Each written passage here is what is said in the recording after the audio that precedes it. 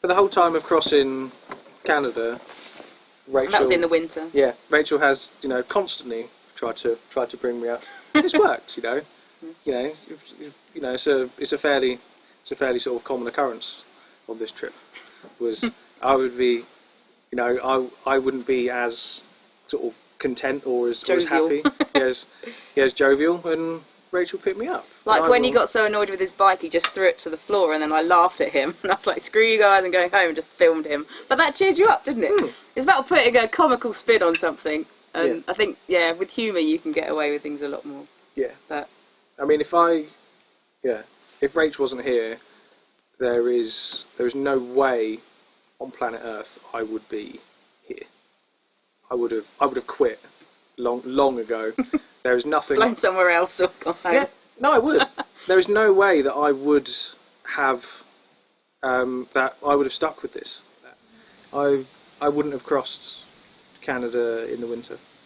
The way that we were travelling. Averaging 23 miles an hour into a headwind. Yeah, when it's like, I don't know what it is in Fahrenheit, but minus 26 Celsius. Quite chilly.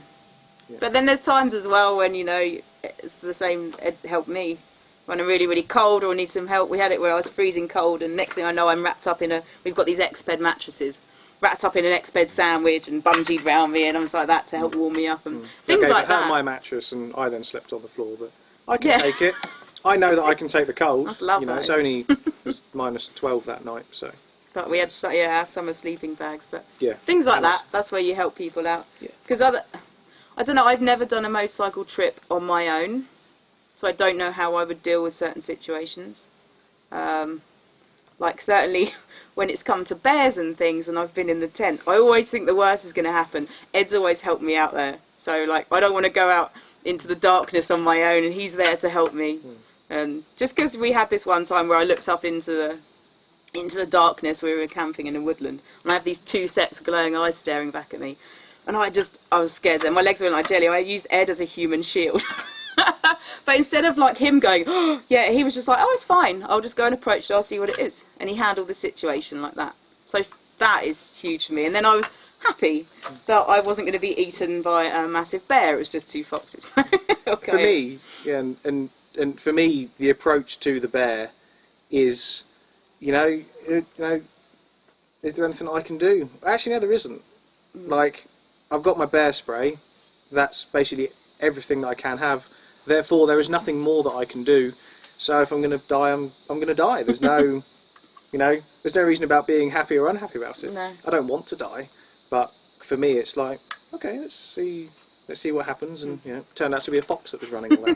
But we help each other in different ways. For me, the biggest thing has been learning to ride off-road. There's been times I'm not going down that, and there's been, you can do it. You're fine. And the joy and happiness it's brought me when I finally completed it, when I've done it. Even if I did blip the throttle and went hurtling down with my eyes out on stalks, I still did it, and Ed thought he was going to get run over. The times, I've lost count the amount of times that Ed has helped me to overcome something that I didn't think I could achieve. You can sometimes underestimate your skills or what you're capable of.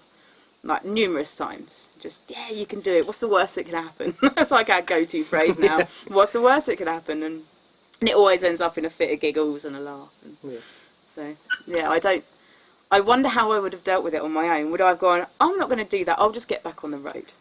And then I wouldn't have this current happiness and contentment with the successes I've had riding off-road and how far I've come with my skill level. It's come on leaps and bounds. So.